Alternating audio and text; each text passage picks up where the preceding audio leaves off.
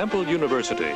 This is Profiles in Literature, featuring interviews with authors and illustrators prominent in American literature for children.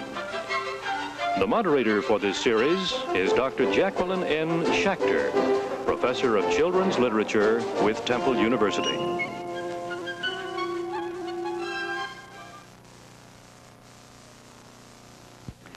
As your hostess on Profiles in Literature, let me introduce myself. I'm Jaqueline Shachter, and I teach children's literature at Temple University. Co-sponsoring our series of videotapes is the Office on Work with Children of the Free Library of Philadelphia, represented on this occasion by Mrs. Kit Breckenridge. From nearby Valley Forge, Pennsylvania, come our guests today, the noted illustrator Joe Krush and his equally talented artistic wife, Beth Krush. Before you hear from them, let's see a few of their illustrations on slides. These two are from John Langstaff's Old Dan Tucker. These from Langstaff's The Swapping Boy. And the remainder from Mary Norton's The Borrowers.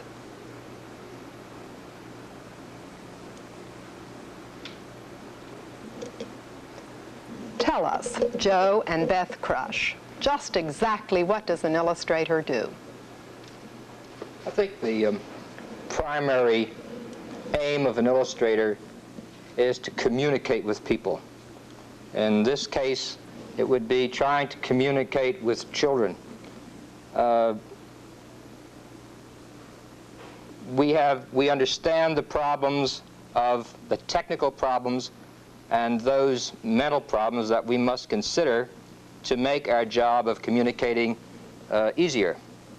Shall I go on with the problem of constructing a book? Inasmuch as we've been asked to speak many times to a variety of audiences, we felt that because librarians and people who are interested in children's literature, in a sense, are trying to push a product, that it's unfortunate that these people who are, say, the choicest vendors really don't have a good insight into the product they are trying to push. So we, in a sense, have put together a short program on what it takes to put together a children's book. Incidentally, when Dr. Shachter called us, it was with some apprehension, or misapprehension, that we almost feel that we are not really children's book illustrators. We consider ourselves in a more broad sense than that, because only a portion of our work is done in the children's book field. But the idea of having to communicate is a broad one, and being illustrators is, as we find out as we get older and life has lent a little experience, that being an illustrator is really a nice way of life. It's more than just a profession. It's a way to live a life. But let me start and tell you what we do to get a book. First off, you must be trained. In most cases now, art schools are accredited colleges. It generally takes 4 years and an academic degree. Part of the time of your professional training is spent in preparing a portfolio. Now, all during your life as a professional, the portfolio is your one footstep in the door of progress. In other words, you must have some means of showing people what you do. I like to make the simile of it's almost like being a tin peddler, where you put all your wares on a wagon and you ride down the street. In this case, it's probably Madison Avenue, yelling illustrations for sale. In a sense, this is what you do. You prepare your portfolio. This happens to be one I put together for Beth and myself. I'll just leaf through it and give you some idea of what it contains. These are all printed things. And we're hoping that when we go to a publisher, specifically the art director, that she will be interested in the kind of work that we do and may at that time have a book for us to take on for them. Now, the art editor or art director, in some cases it's the same person, has a specific duty in the organization.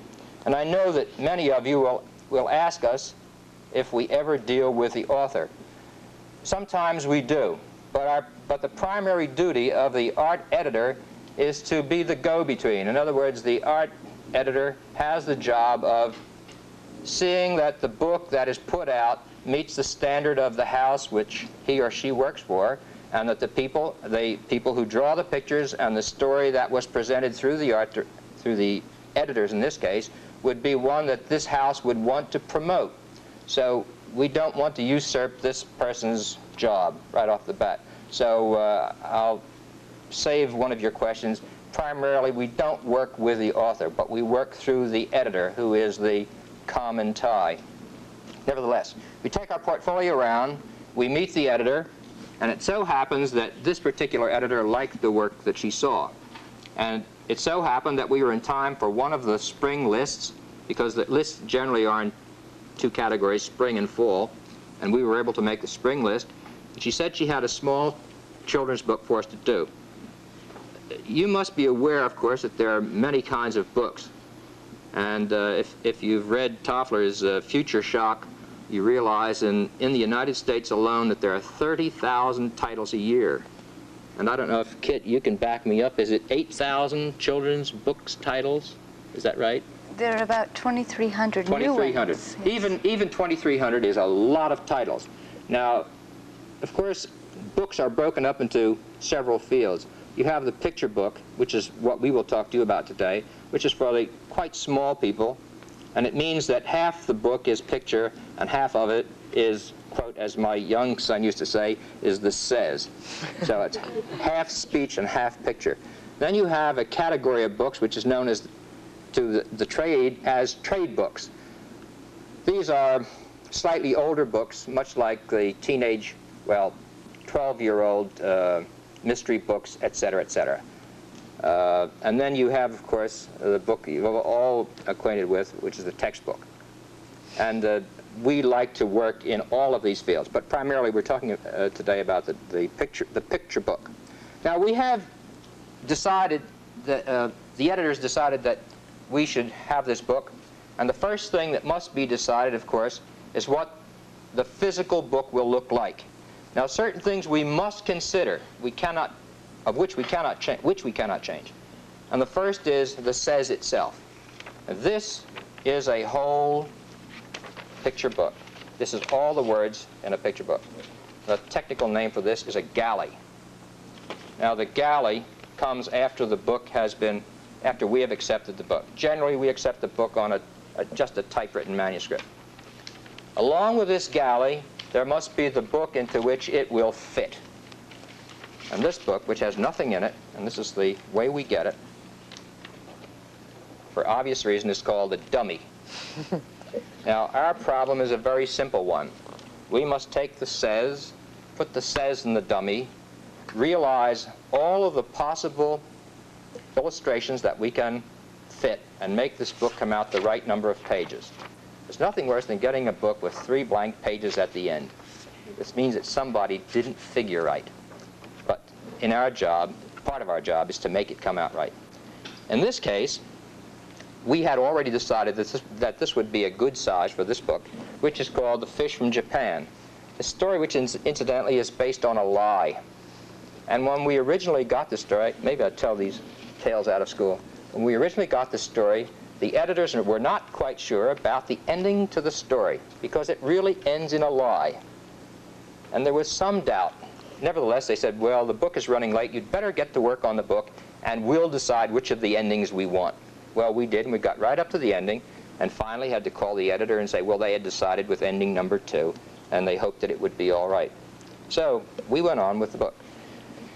Now, we knew how many pages of type there were, and we knew how many pages there were in the book, and a simple arithmetic problem here, we found out how much room was left for pictures. Now, one of the things we had to do was distribute the pictures through the book rather equally.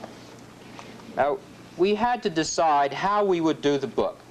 Now, one of the things that most people are not acquainted with, and let me preface the rest of our statements here, is that we are talking from our own experience. And I must say, fortunately, I think that the industry is progressing to the point where someday the system that we must now use will not be obsolete, but will not have to be used, which, and I'll go into this later. But the system that this book will be printed is every other page will be 2 colors, and every other page will be 4 colors. This was a production decision. Now, we came up with the 4-color sketch. This is what one of the pages would look like. We submitted this to the art director. She looked at it. She knew what we were going to do, and we proceeded to finish dummying up the book to make certain everything was right. We took the dummied book to the art director, and she okayed it. She thought it looked like it would be what they wanted. In other words, we were not going to spend a lot of time doing this and find out that we had a book that nobody wanted.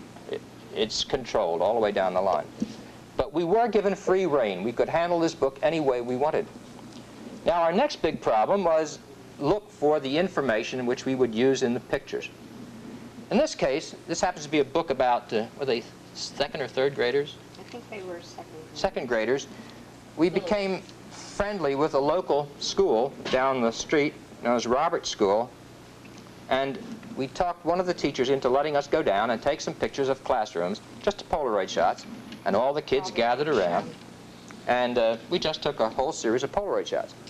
Now, later in this particular story, we have to jump from the front to the back of this story because it doesn't fall in a correct progression, especially in getting our information. One of the big pictures we had decided in this book of The Fish from Japan was a wall of fish, drawings of fish, imaginary fish that this class was asked to do. And even though an adult can make up things, it has a slightly adult look.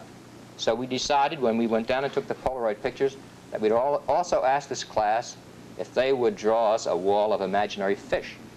And they did.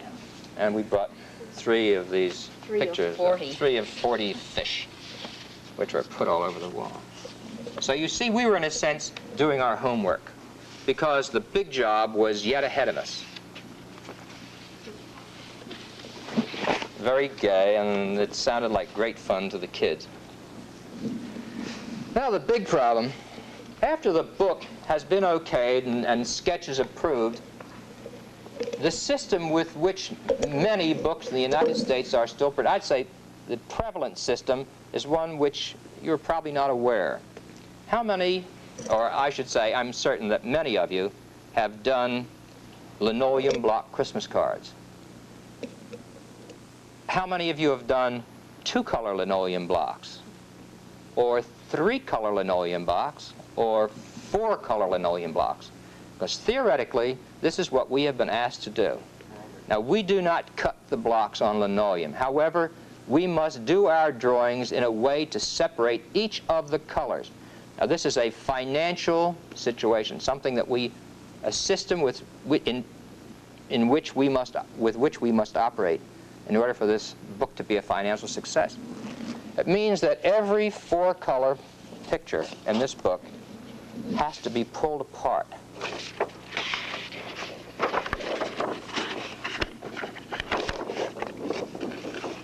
And I think you will probably see on your screen a close-up view of this kind of a thing.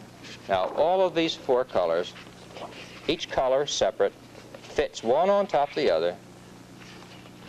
You can see each color going on the screen, and finally the black plate to come up with a finished colored drawing. Now, the 4 colors that I hold now, the 4 plates that I now hold in my hand, which are double page spread, when printed one over the other through this particular paper directly onto the printing plate, evolves into this picture. Now you can see we've been asked to do something akin to what a printmaker would do in a 4-color silk screen or a 4-color woodblock.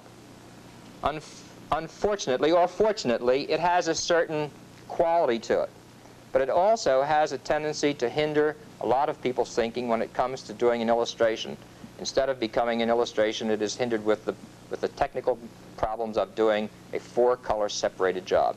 Fortunately, we have gotten this down to quite a system, and we can do it quite readily. Are there any questions at this point? Am I making myself clear? After we get started with this book, we clear the decks. We prepare a page-sized chart so we won't make a mistake, and we generally write the name of the title, because if you're doing more than one book, you find out you're using the wrong size for the wrong picture. But this is insurance. We pick colors that we like.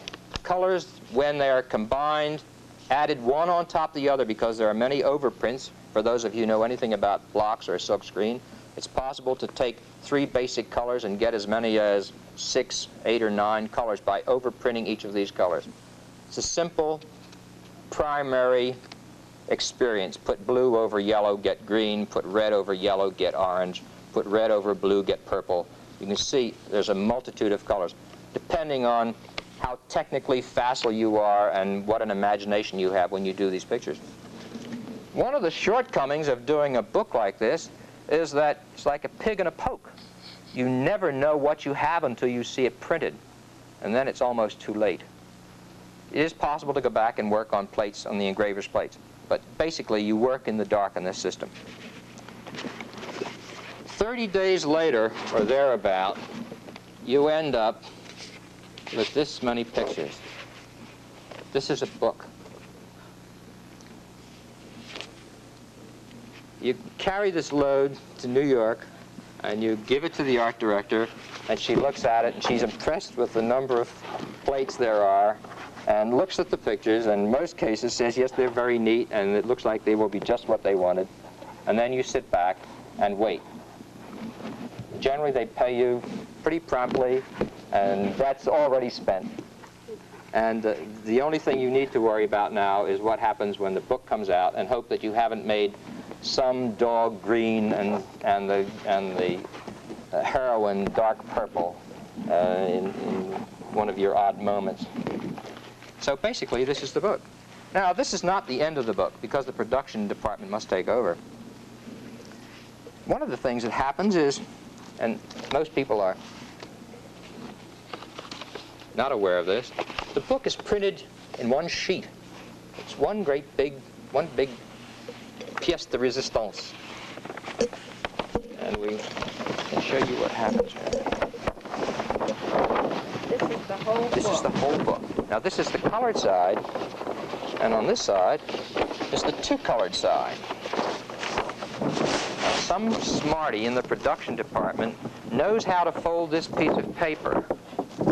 And he folds it correctly by machine, and by judicious paper cutting, wax this about 3 times, and it comes out a book. I'll roll this up because I can get on hand. But you can see. It doesn't seem as though anything matches, but this is all figured out. So when it's folded and cut, every page matches. Once in a while, you will find a book where you have a section that's upside down, and I'm sure you've all seen that happen. It's very annoying. That the editors generally give to their friends. I have a Reader's Digest where all British Columbia is on its end. It's the only way we get them. But this basically is the proof of the pudding. And if you see this and you've checked over it and you find that all the plates are reasonably correct, the book is basically finished as far as you're concerned. This is called a press sheet. This is called a press sheet. Now, when the press sheet is all folded, it looks like this, and it's trim, but you see it has no binding. And one of the things that has to be done, of course, is that this must have a binding. And the binding is like the one on the book that Dr. Shachter has, or like this particular one. In other words, it is a hard binding. But you'll even notice in the thinking of this book, to take full advantage of what areas there are for printing. You have the possibility of doing end papers, etc., nice colored title sheets, etc. One of the problems that the artist has, it's not obvious here, but if you want to get a 4-color, and this has to do with our figuring the book out, if you want 4-color end papers, the next picture, double spread, needs to be only 2. Now, if you wanted a 4-color spot on this page, you can't have it on that page, because you've already blown the 4 colors here. For instance, in this particular book, as a matter of fact, in most books that we do in this system, we try to get the climax of the story on the 4-color page, because that's the big hoopla, and work both directions to make certain that it is fully covered and it will be the climax of the play. Occasionally, you have to juggle to get scenes that need color on color pages, so that you must act as producer and push this story back and forth. Now, this book goes to a binder, of course, and it comes out with a hardcover. And I have a feeling that the hardcover is worth about half the cost of the book. So it will give you some... That's why paperbacks are so much cheaper. And Beth and I are both of the school that you dare not mark a book. You know, a book is precious. And we go to an adult class where Dr. Ford insists that we underline everything, and it just kills us to do this. But I can see it's a good idea. But we're of that old school that believes that a book is precious. Occasionally, after you do a job, nice things do happen if the book is a success, but strange things happen. In the case of the borrowers, long after it was printed, if you're acquainted with the borrowers, this is not basically a picture book. It's more a trade book.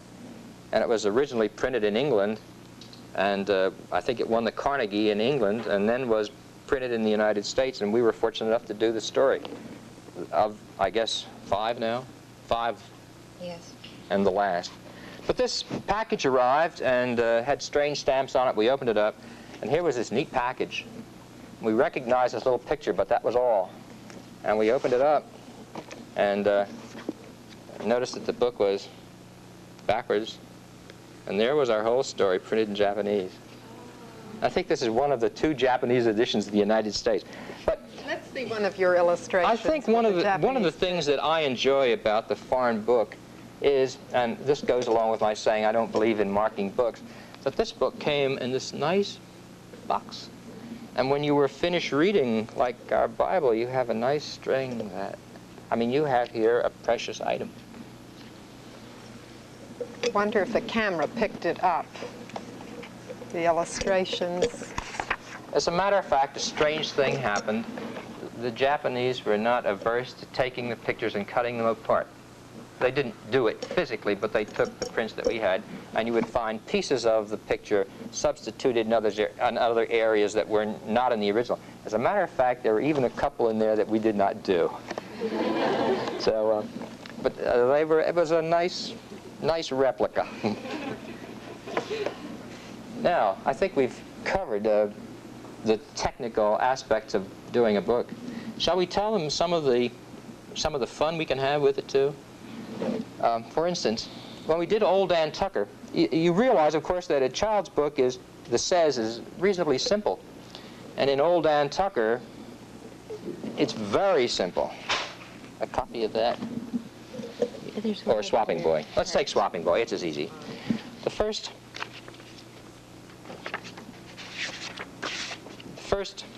page has 4 lines on it. And all it says is, when I was a little boy, I lived by myself, and all the bread and cheese I had I kept upon the shelf. To my wing-wong waddle, to my jackstraw straddle, to my Johnny's got his fiddle, he's gone on home. Not much to hang a hat on. However, we decided, and some people object to this, but it was fun for us. We decided to amplify the text. For instance, we gave him a pair of dogs. We gave him an inside of a house, an old rocking chair, part of a farm, some chickens, a pig, a moonshiner's cabin out here, and fence and cornfield and all the rest. In other words, we amplified this simple statement. And as it goes through, the 2 dogs bid him goodbye as he goes to seek a wife. And something else we tried to do, this was before Women's Lib, incidentally.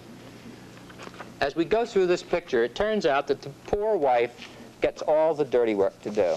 He rides the donkey, and she carries the violin. She's playing the fiddle, she's carrying the valise.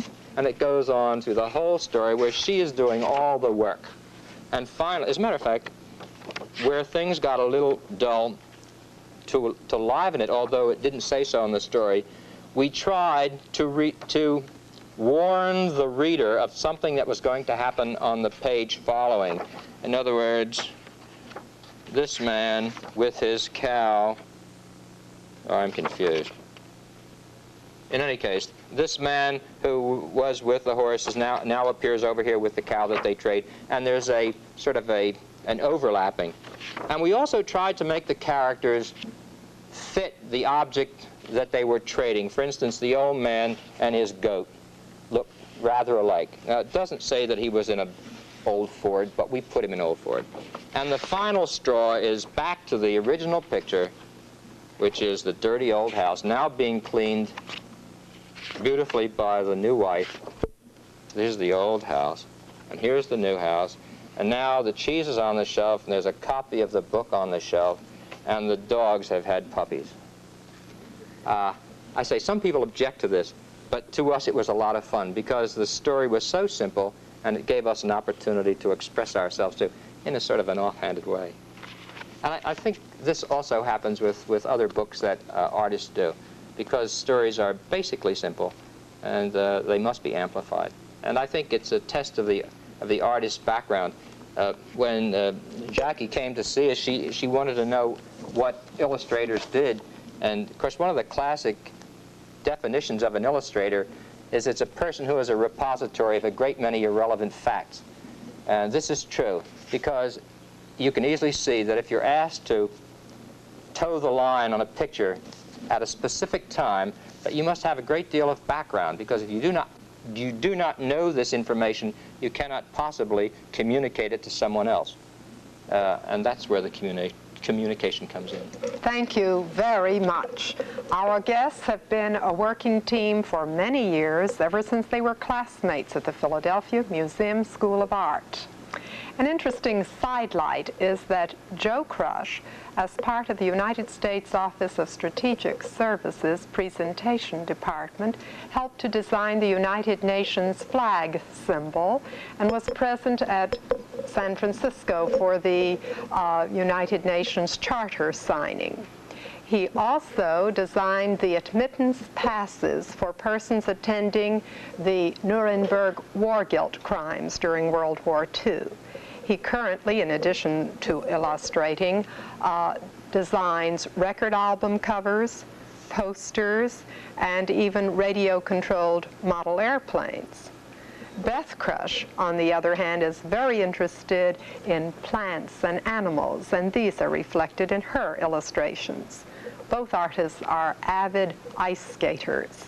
Their red-headed son, Jay, who plays both the tuba and the piano, is a composition major at Eastman School of Music.